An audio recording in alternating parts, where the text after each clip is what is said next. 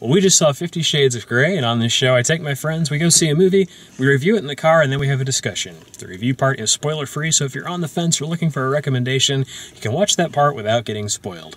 If you've already seen the movie, or just want to know everything we thought and don't care about spoilers, you can watch the discussion part. We'll let you know when that starts, and at that point, all bets are off. We can talk about anything we want to in the movie. Also, this is a R-rated movie that has a lot of sexual content, and there's probably not going to be a way for us to talk about it without getting into some of that. So take that as a warning. This will probably not be a safe for work video. Put your headphones on. Depends where you work, I guess. Put your headphones on. Yeah, if you depending on where you work, if you work for Vivid or something, I guess, this is probably perfectly fine. The movie is, of course, the adaptation of the book of the same name. The much lauded erotic romance book. You sound like you're not sure if any of those words are actually true. Haven't read the book, don't know. Is it erotic? Is it romance? Does it really count as a book? Yeah, all of those things are true. Valid questions. It was released to Kindle, I think, first. Anyway, it's been adapted into a movie, and it finally came out, and we saw it. I think we should start with the amount of, well, if we're going to be R-rated, the number of testicles in the theater. 10? Roughly. Yeah. I didn't see anybody else come in afterwards. Yeah, so that gives you a sense of the target audience. We were 40%. Yes.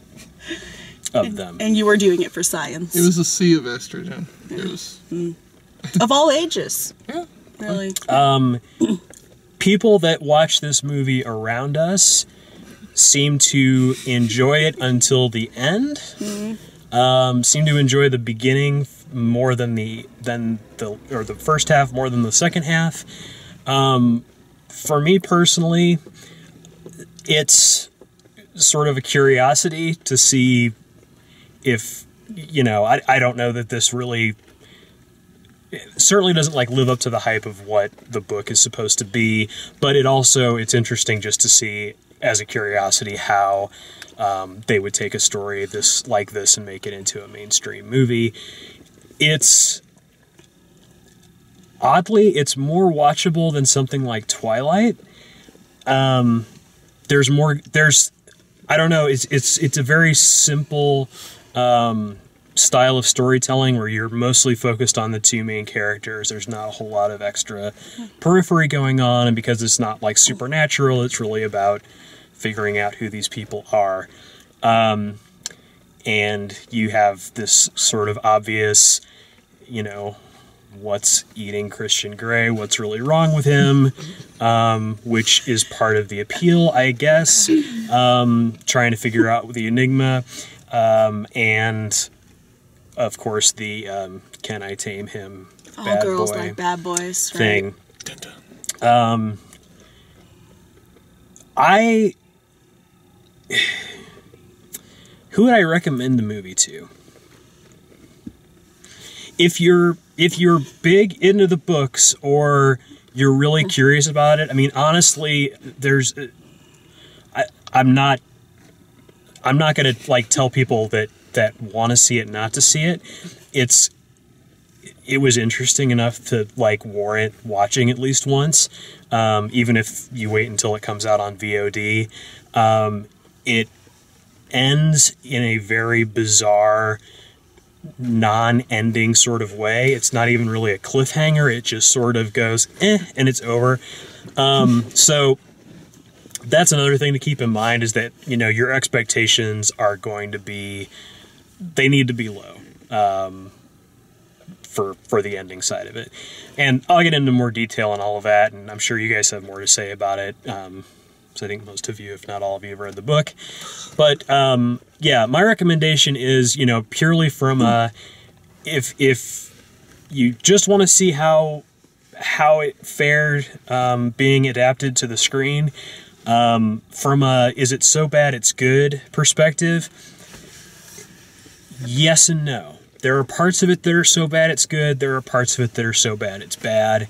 But at the same time, it's not boring. It's never it's never dull. It becomes pretty predictable, but it's not dull. What did you guys think? I thought it was. I mean, I think we talked about this. It depends what you come into the theater expecting. If you read the book and sort of thought it was a fun, fluffy piece of, we'll use the word romance, I guess, for lack of a better word. I mean, it was what it advertised itself to be. I mean, I think It's a romantic fantasy, right? Right. It's fantasy. Yeah. And I thought it didn't take itself too seriously. Like, it really did kind of poke fun at itself several times. So, yeah, it wasn't terrible. I'm having a hard time, though. You said something, and all I wanted to do was say, that's what she said. Yeah. Yeah. That's, yeah. So yeah, that's what I thought. But you Okay, guys, 14-year-old boy. probably not a good movie for 14-year-old boys. No, Yeah. no, not a good movie. For that. Unless, of course, you're watching it with Miss Robinson. Oh, yeah, which we never get to see her next time. I think it's a movie that's going to be for people who have already read the books and who fell in love with the books, and those who have that fantasy idea. But I don't necessarily think it's a book, a movie for everybody. Do you think people that like the book are going to be satisfied by it? I think if they can keep in mind that the book and the movie are two separate things. Okay. I think the movie follows the book fairly close. Very, very, very close at times, but I don't think it's something that it's too distracting. Yeah, and I could tell, like, not having read the book, I could tell by, similar to, like, when we went and saw The Fault in Our Stars, which I had read, like, there's audiences react to things that they've heard before or read before, like when they see that happen on the screen, they're like, oh, there that thing is. Yeah. And we had a lot of that going Yeah, on, like especially the again in the quotes. first half. Yeah. Yeah. Aaron? Okay. So I went He's been into waiting patiently. Get your thinker. I went into it with about as low expectations as you possibly could, because I thought the book was garbage, and that's putting it nicely. I thought the movie was actually pretty entertaining. Wasn't great, nothing to write home about, but it was one of those that I was drawn in throughout the entire thing. Mainly because I was just shocked that somebody who casted this movie, the casting director, managed to put two people together that had zero chemistry. I really don't understand how they did that, and they kind of made the movie laughable at that. It kind of became more like a comedy.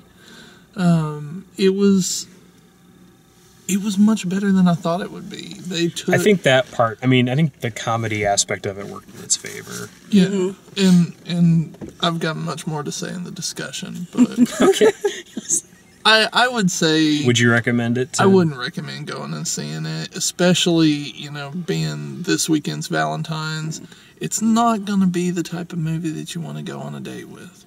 No, and there weren't, we were This is our joking. Valentine's Day. We were joking about it, but there were Bless your heart. there were 5 men in the theater, and it was, it was the largest screen here. They actually had 2 of the largest screens here at the same time at the 8:00 show. So,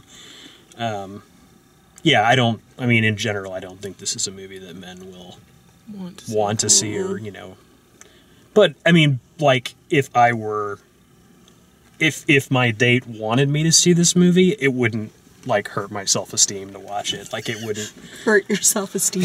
it wouldn't bother me to watch the movie. I think that says more about you than me. I'm sorry I'll never look like Mr. Gray. I don't have any ties that look quite like that, honey. I'm sorry. I only wear black and blue. it's kind of sad that Also, my room isn't red. Not only- it's green. Is that gonna be okay? I have to say, not only did they find 2 actors that didn't have chemistry together, but they also forgot to make Christian Grey the best looking guy in the cast Yeah. by a long shot. Yeah. The guy that worked with her at the hardware store was good looking. The driver was good looking and probably would have been a better choice. Was better looking. One of the things that I found interesting was actually you were talking about the crowd reaction. Yeah. You could tell at the beginning when everything was verbal the flirtation and the subtle touches, the women in the crowd were really getting into it. And well, I think that's what followed the book the closest, right? Like that's what they wanted to see was when they actually got to the bondage on screen.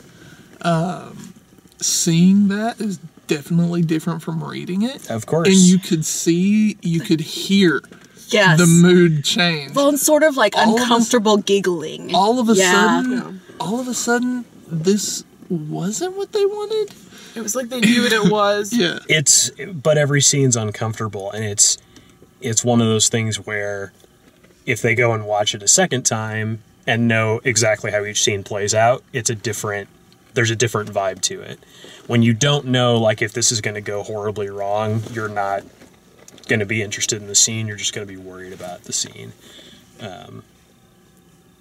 So, I mean, and that's just sort of how that kind of movie goes, or that kind of scene would play out. But anyway, that is the review section.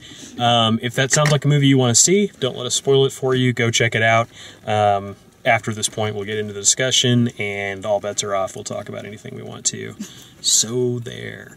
Now who's a 14-year-old boy? I'll do what I want. You're not the boss of me. Yeah. So when I heard, because you read the book, and you described the plot and sort of the, what the book was doing, what the vibe was, what it talks about. And I said, that sounds like the plot of the movie Secretary. We watched the movie Secretary, and watching the movie, I don't think I would have come to that same conclusion. I actually think the movie bears more of a resemblance to a movie called 9.5 Weeks. I don't think I've heard of it. I don't think it's not like... Yeah. It's also not like a movie that you, like, recommend and tell people to rush out and see, but it's Mickey Rourke and Kim Basinger. I'll explain it. It's Mickey Rourke and Kim Basinger, and it's not based on a book, and it's not, like, you don't know what to expect from it, really, but it has that same sort of... He's got more depth to him than most men, and, like, the ice and blindfold scene, like, that happens in 9.5 weeks.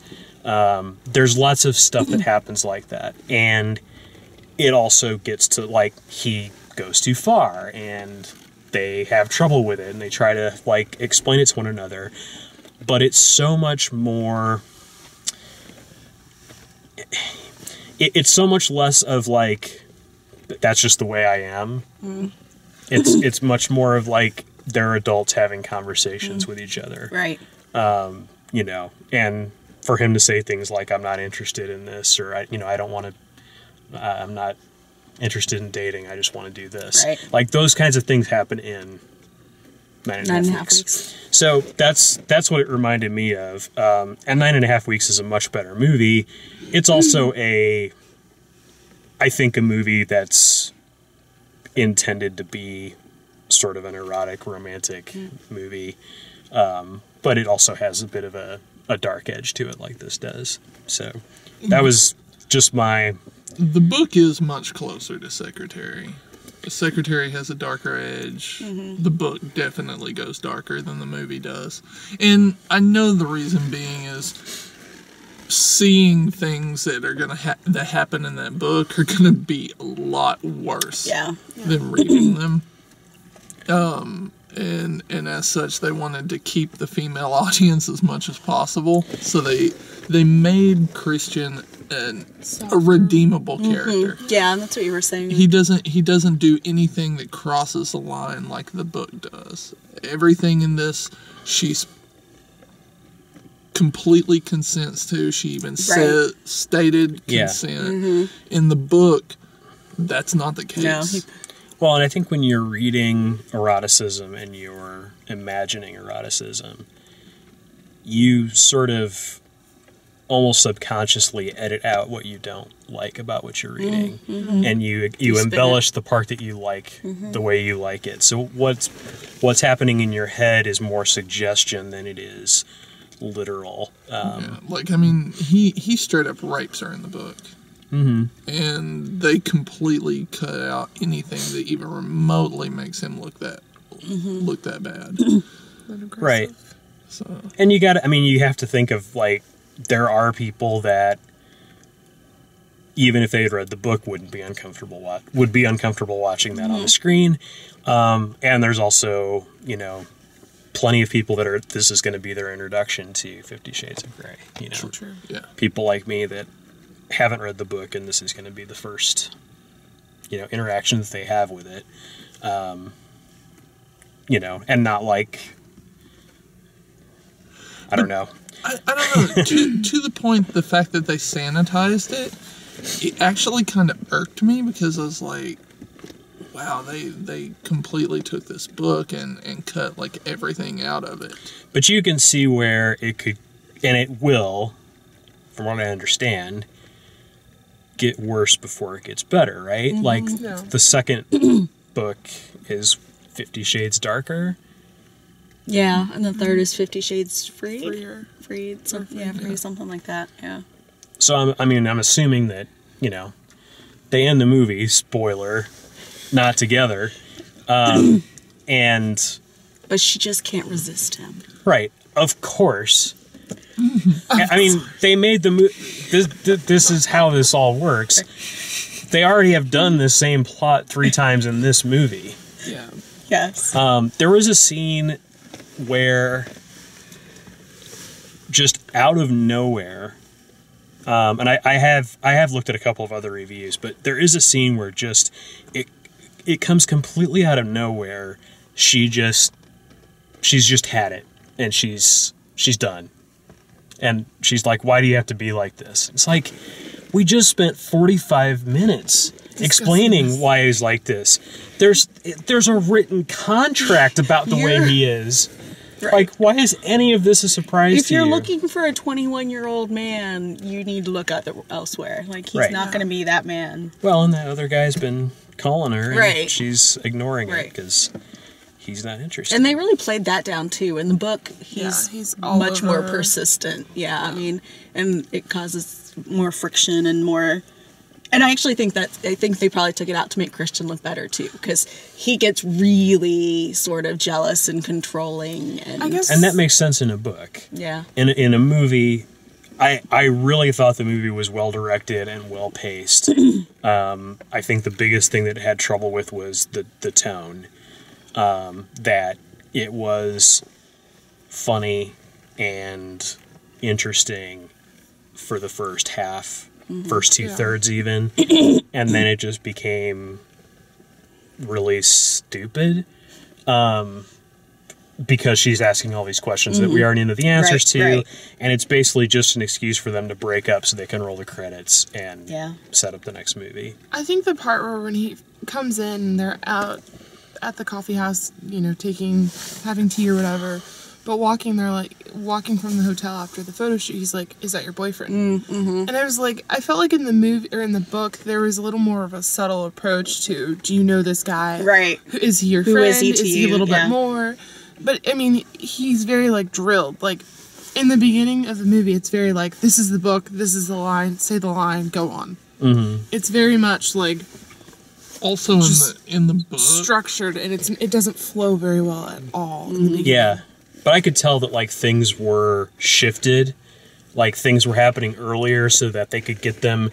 they could work a bunch of stuff into one scene. They worked it all really fast, though. Yes. Too fast. And I felt I the agree. character that Christian had in the beginning, he was very much who is that? Do you know him? And in the book, he didn't come off as that guy at all in the beginning. But that's to what Aaron's saying about... or what you were saying about how it's a bigger part of the book. Yeah. They make that point quickly. Yeah. Here, we know he's super possessive immediately, and then they don't have to have that scene later where like, we know he's possessive, and we know that if that guy showed up, it wouldn't be good. Yeah. You know? But I mean, it's not so much even that, like, that guy or whatever. It was more or less, tell me about your family.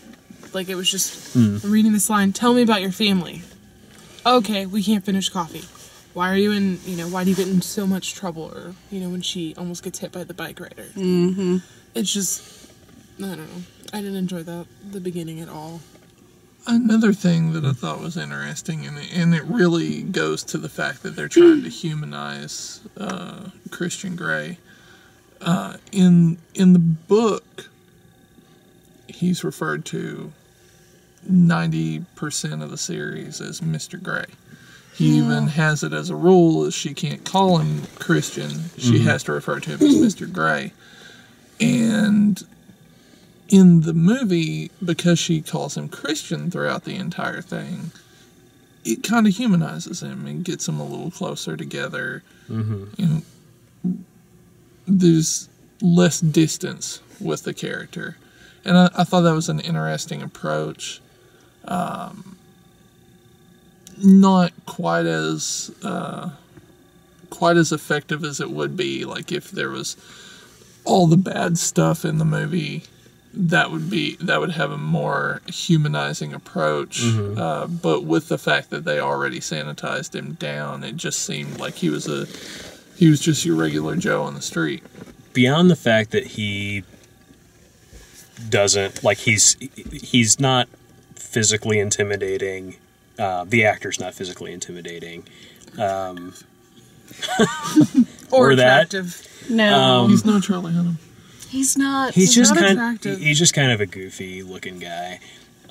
He has those weird things like right here that made him look like he got cut or something. It was kind of like the Joker. Yeah. That's all I could think of was, why so serious? Pretty much it's like, I wonder how he got this. Well, and she had some on her butt that made me think, like, was this the second take? Or Yes, yeah. she had, like, these scratches, like...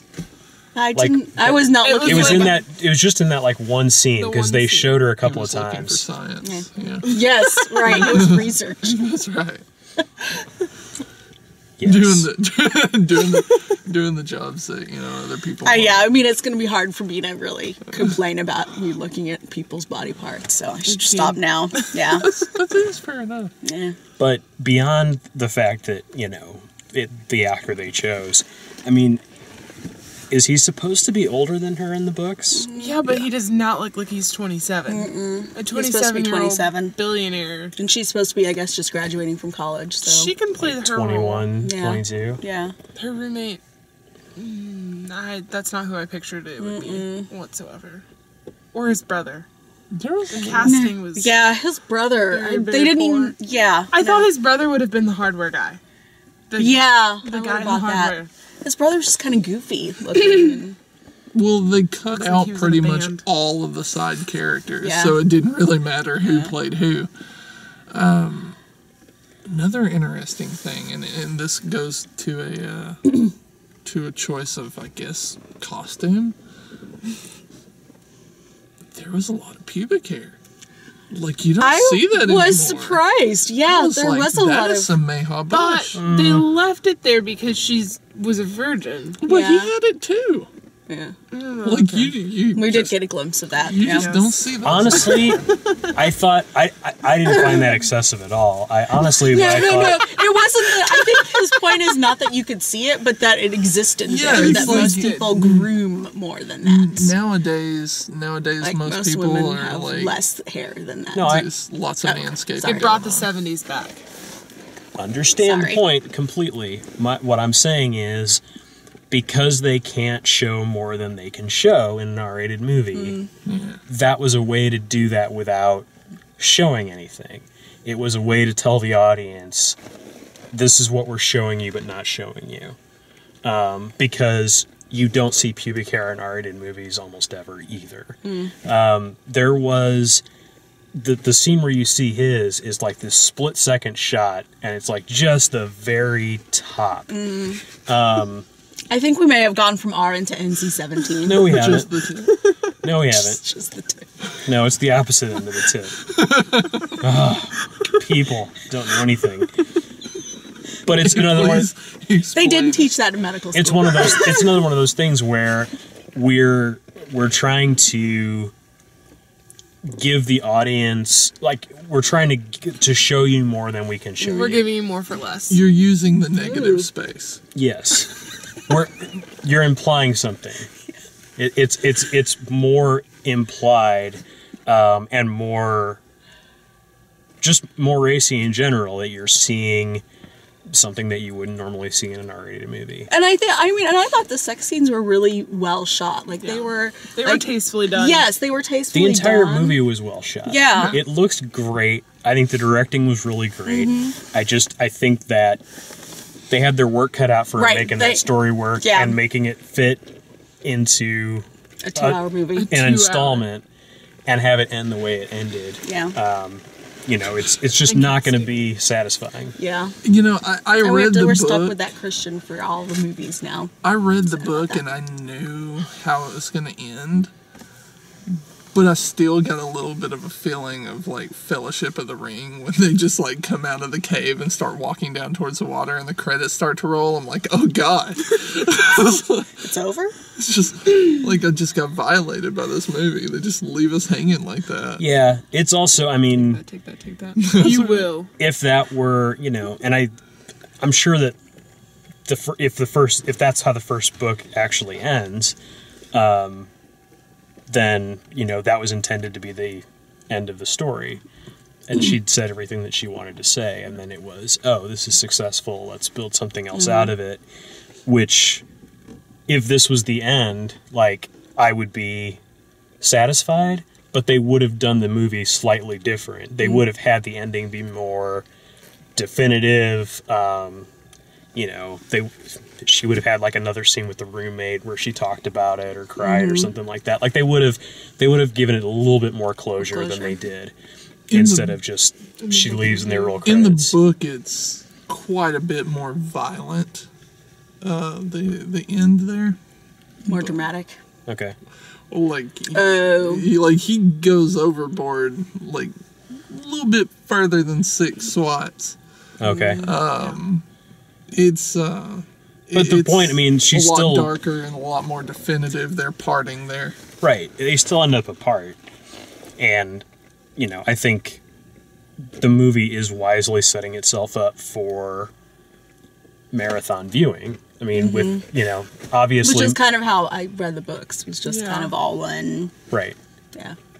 And that's how I think, the movies are going to be. Well, yeah, in 2 or 3 years or however long it takes them to make the rest of them, that's what they'll do. Part of the reason the casting was the way it was that they were desperately trying to get this out as quickly as they could. They were just desperately, and that's why Charlie Hunnam couldn't do it, was because they needed to shoot it while he was shooting the last season of Sons of Anarchy, and they just couldn't make that work, so they literally got that guy at the last minute. And just shoehorned him into the movie. I'm just interested to see what happens in the filming of part 2 and part 3, because the 2 lead actors have done some interviews where they've pretty much trashed the movie. Very subtly, but you pick up on it that they were not pleased with it, and they don't really care if anybody watches it. They don't sound like people that want to come back and do a part 2. I wonder if they've contracted to do it already. I think they signed them up for all Probably 3. with an option. I would say that they're almost definitely, before they shot anything in the first movie, they signed a contract that said that if the second and third movie were made, they were obligated to make it. You can't take a franchise this big and maybe get your actors back in the second installment. That's too much of a risk. That's too much of a investment to lose. Because if the movie does extremely well and, Anastasia changes between movies, like, no one's gonna go for that. And the second movie will just, die. So, anyway, That is 50 Shades of Grey. If you like the way we do these reviews, please like the video, subscribe. Check out all the written and video reviews over at dalemaxfield.com, and thanks for watching.